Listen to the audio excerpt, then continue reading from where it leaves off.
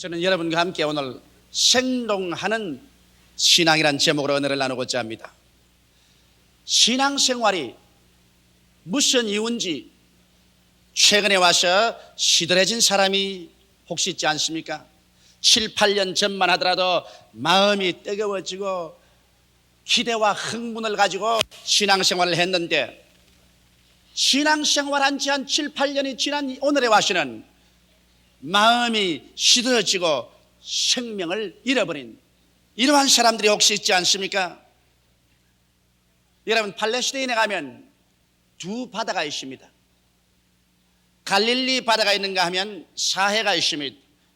그런데 이 갈릴리 바다나 사해는 똑같이 요단강물을 받아서 그곳에 채워놓습니다. 저 북쪽의 헬몬산에 눈이 녹아서 그 물이 요단강을 통해서 갈릴리 호수를 채웁니다. 얼마나 갈릴리 호수는 맑든지 명경알 같습니다.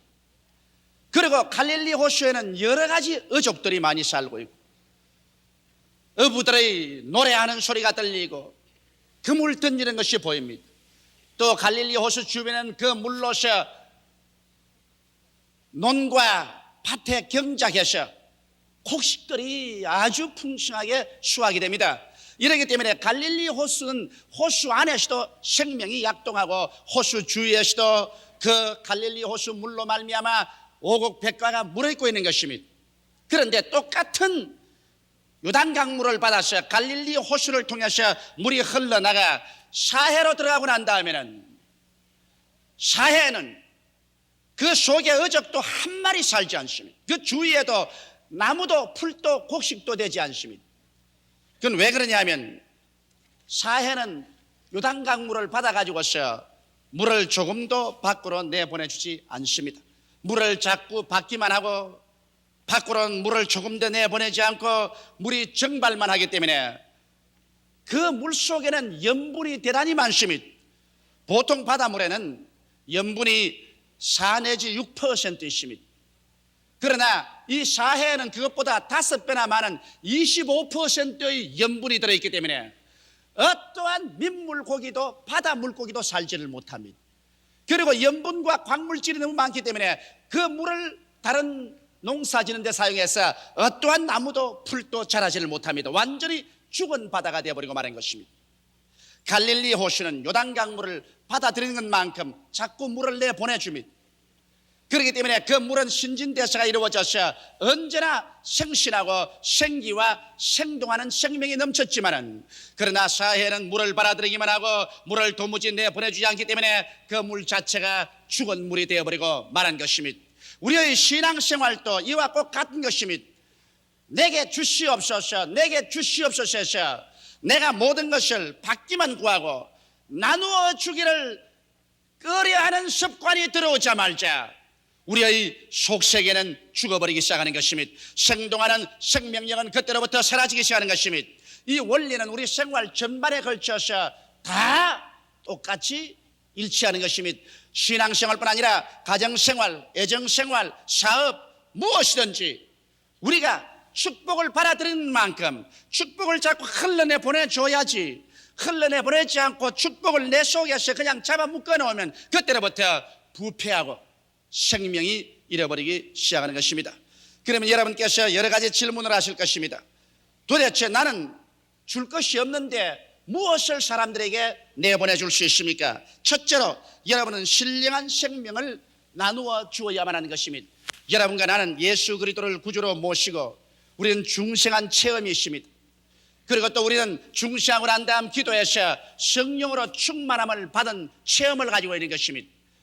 오늘날 이 중생한 체험과 성령 충만한 체험, 이것을 다른 사람에게 끊임없이 전도해서 나누어 주지 아니할 때 여러분은 사해와 같이 되어서 그만 그 중생의 체험과 성령 충만의 체험이 그 자리에서 없어져 버리고 마는 것입니다.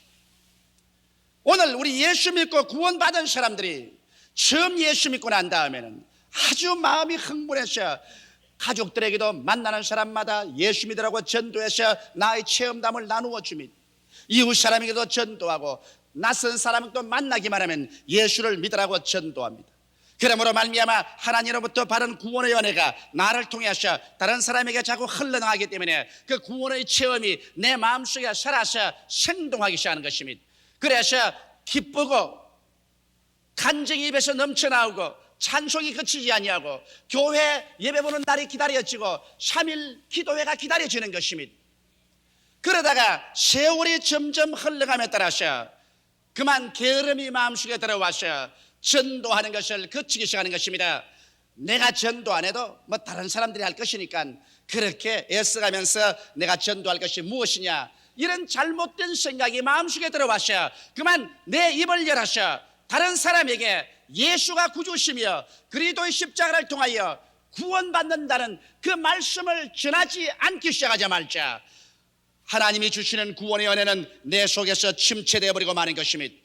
그러므로 말미암아 생동하는 신앙은 사라져버리고 말고 그때로부터 그만 교회에 오면 졸음이 오고 찬송이 나오지 아니하고 기도도 나오지 아니하며 신앙의 즐거움이 사라져버리고 마는 것입니다. 오랫동안 믿었다는 연수만 이제 채워지기 시작하고 무언지 모르게 이제 간 믿은 사람들보다도 마음속에 생동하는 신앙의 생명을 잃어버리게 되고 마는 것입니다. 바울은 에베소 교회에 가서 너희가 믿을 때 성령을 받았느냐고 말한 것입니다. 우리가 예수를 믿으면 성령께서 와서 우리 속에 거하지만은 그러나 우리가 간절히 기도해야 성령 충만을 받을 수가 있는 것입니다.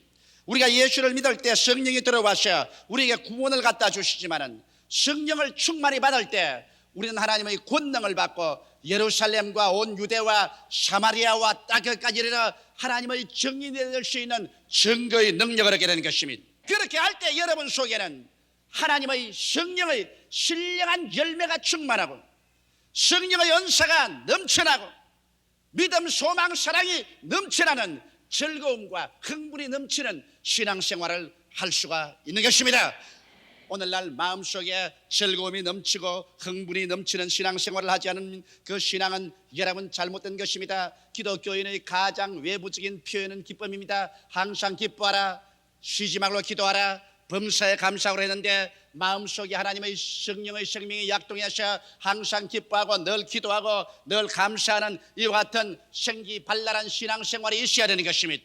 이것은 오직 내가 가진 신령한 은혜를 다른 사람에게 끊임없이 나누어 줌으로 말미암아 이루어지는 것이지 그 이외에 별다른 비결이 없는 것입니다.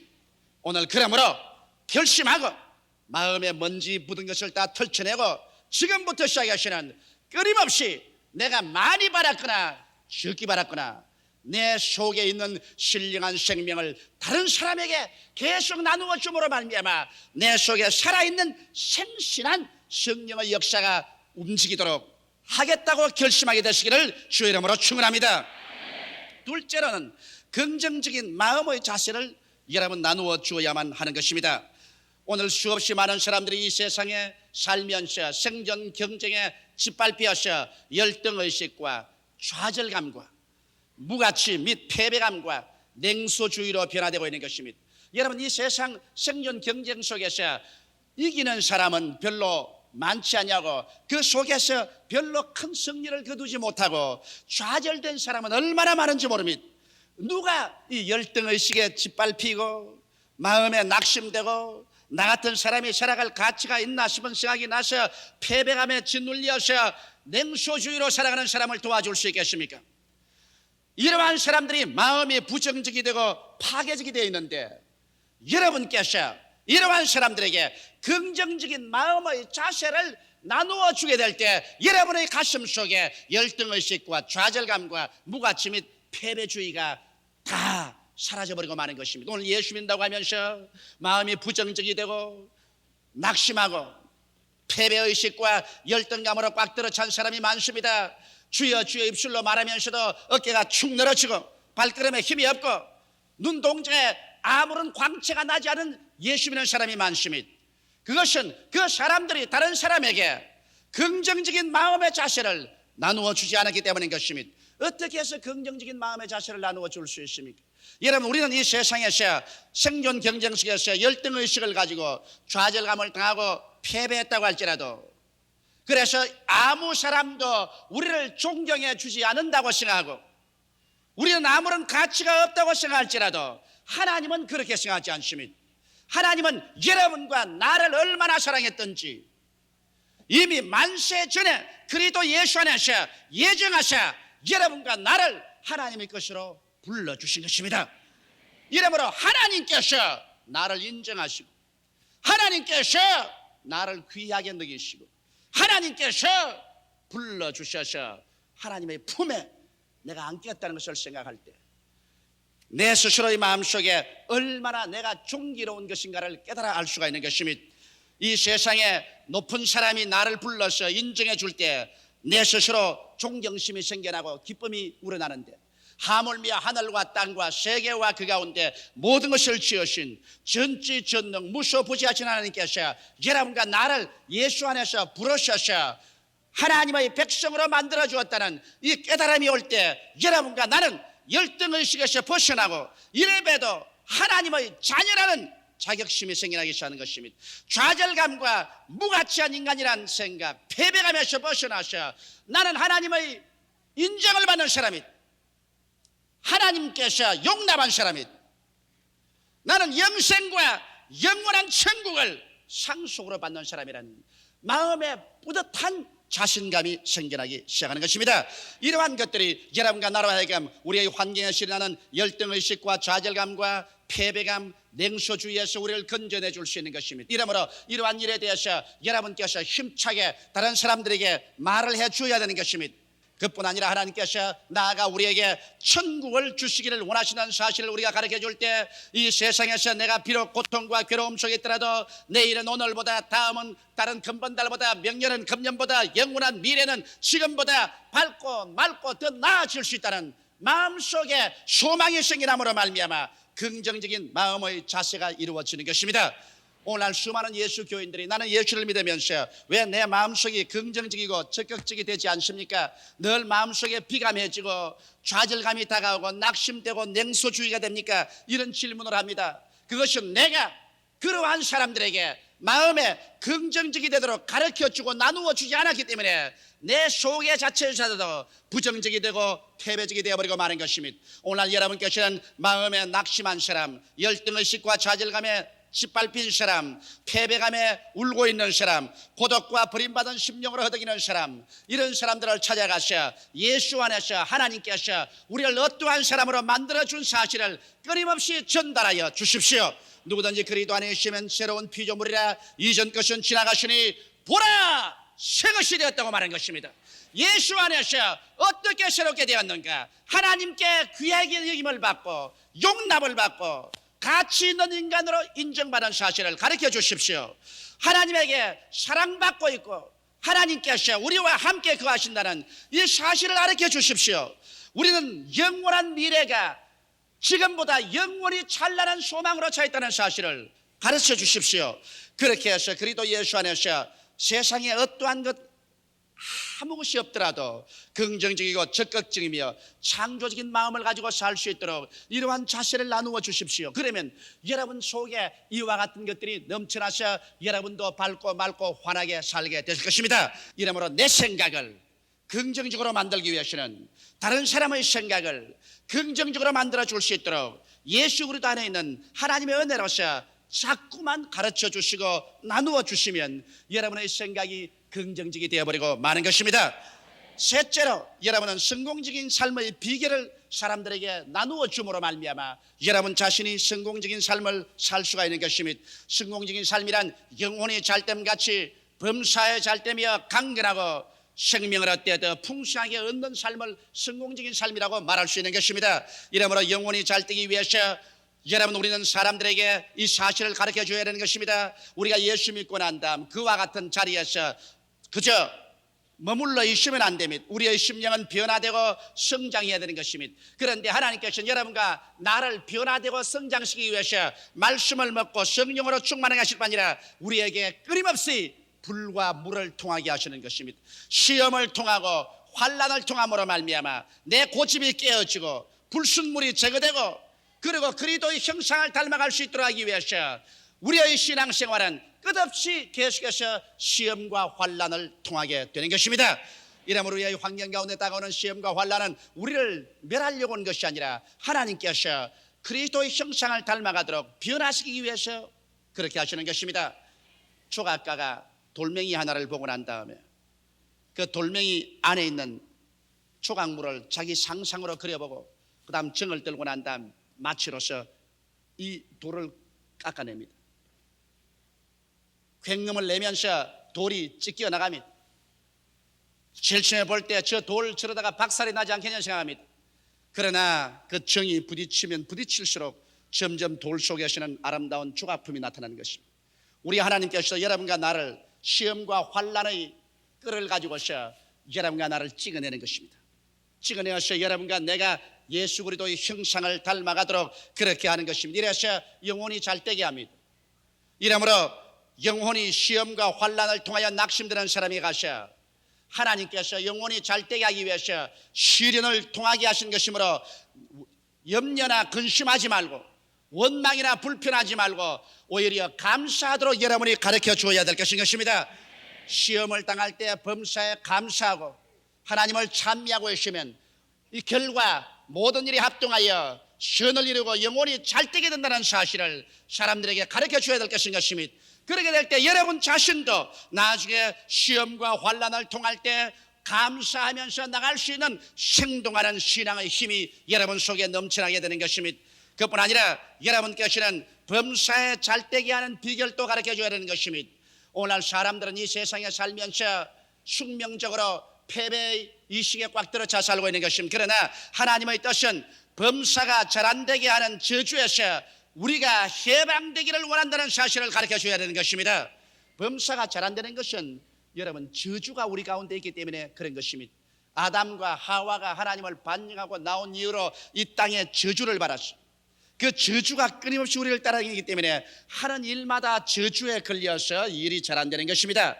그러나 이 저주에서 예수 그리스도가 우리를 구속해 주셨다는 사실을 우리는 뚜렷하게 남에게 자꾸 가르쳐 줘야 되는 것입니다. 그리스도께서 우리를 위하여 저주를 받으셔 율법의 저주에서 우리를 속량하여 주셨다. 예수께서 값주시고 십자가에서 피 흘리심으로 저주받은 여러분과 나를 저주에서 완전히 속량해 주셨다는 사실을 우리는 끊임없이 가르쳐 주어야만 하는 것입니다. 남에게 그것을 가르쳐주고 그러고 난 다음에 기도해 줄 때 여러분과 나의 생각 속에도 나는 실패자요 패배자라는 저주의 생각이 마음속에서 사라져버리고 축복의식으로 꽉 들어차게 되는 것입니다. 눈에는 아무 증거 안 보이고 귀에는 아무 소리 안 들리고 소리는 잡히는 건 없어도 내 마음속에 나는 아브라함의 축복 속에 있다. 나는 저주 아래 있지 않다. 저주가 없으므로 내가 하는 일은 하나님이 도와주셔서 종국에 가서 형통하고 만다는 마음속에 생각이 꽉 들어찰 때 그 생각을 통해서 하나님이 채워주시는 것입니다. 성경은 말씀하시기를 내 입을 넓게 열라 내가 채우리라고 말씀하신 것입니다. 이러므로 범사에 잘되기 위해서는 먼저 마음속에 저주의식이 사라져야 하는 것입니다. 패배의식과 가난의식이 사라져야 하는 것입니다. 그리스도 예수께서 우리를 위하여 한없이 가난한 삶을 살았습니다. 그를 통해서 여러분과 나의 가난을 주님께서 대속했다고 성경은 말씀하셨습니다. 예수 그리스도의 은혜를 너희가 알거니와 제가 부유하신 자로서 너희를 위하여 가난하게 되시면 그의 가난하심으로 인하여 너희로 부유케 하려 하심이라고 말씀하신 것입니다. 이러기 때문에 이와 같은 범사에 잘되기 위해서 마음속에 생각이 먼저 달라져야 되는 것입니다. 생각이 패배의식과 저주의식과 낭패의식으로 꽉 들어차 있으면서 아무리 처리하고 금식해도 소용이 없는 것입니다. 지킬 만한 것보다 내 마음을 지켜라. 생명의 근원이 거기에서 나온다고 말씀하셨습니다.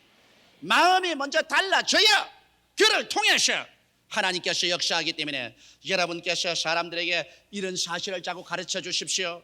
그러면 이 사실이 다른 사람에게 전달됨과 함께 여러분의 마음도 점점 긍정적이고 적극적이며 승리적인 생각으로 꽉 들어차게 되는 것입니다.